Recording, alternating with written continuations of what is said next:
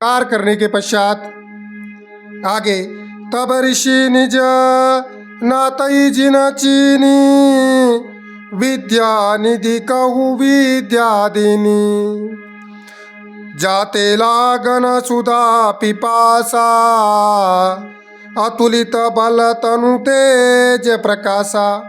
तब ऋषि विश्वामित्र जी ने प्रभु को मन में विद्या का भंडार जानते हुए लीला को पूर्ण करने के लिए ऐसी विद्या दी जिससे भूख प्यास न लगे और शरीर में अतुलित बल और तेज बना रहे। इस प्रकार की विश्वामित्र मुनि ने दोनों भाइयों को राम लक्ष्मण जी को शिक्षा दी। आयुध सारभ समर्पिके प्रभु निज आश्रम आनी कंद मूल फल भोजन दीन भक्ति जान। सब अस्त्र शस्त्र समर्पण, कुछ अस्त्र शस्त्र भी विश्वामित्र मुनि ने दिए और आश्रम में ले जाकर के कंद मूल और फल का दोनों भाइयों को भोजन करवाया। तब दोनों भाई कहते हैं प्रातः काल हो गया है। प्रातः कहा मुनि सन रघुराई निर्भय जाग्य करऊं तुम जाई होम करन लगे मुनि जारी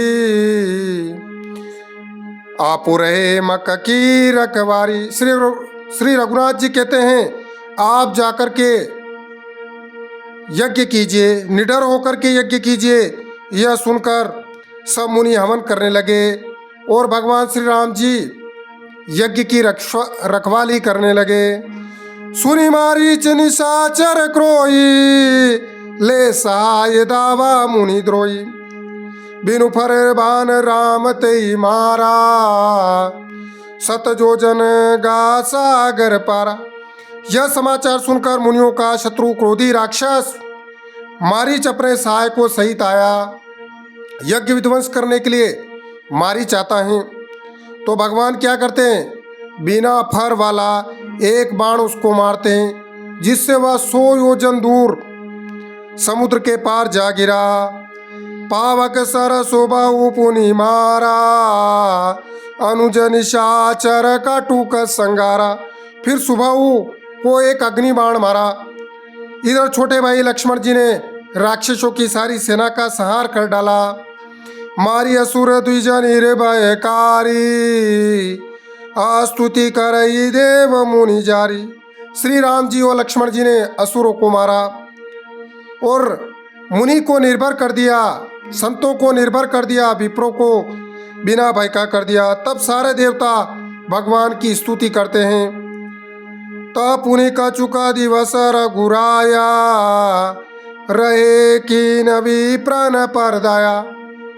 श्री रघुनाथ जी वहाँ कुछ दिन रुके और रह करके ब्राह्मणों पर दया की। भक्ति हेतु बहु कथा पुराना कहे भी प्रयदपि प्रभुषाना। बहुत सारे भक्ति के वश होकर के मुनि पुराणों की बहुत सी कथाएं कही, यद्यपि भगवान प्रभु शब्द जानते हैं। इस प्रकार भगवान श्री रामचंद्र जी ने मारीच और सुबाहु का उद्धार किया। मारीच सुबाहु को मारा और मारीच को 100 योजन दूर समुद्र के पार भेज दिया एक ही बाण में। बोलिए सीतारामचंद्र भगवान की जय।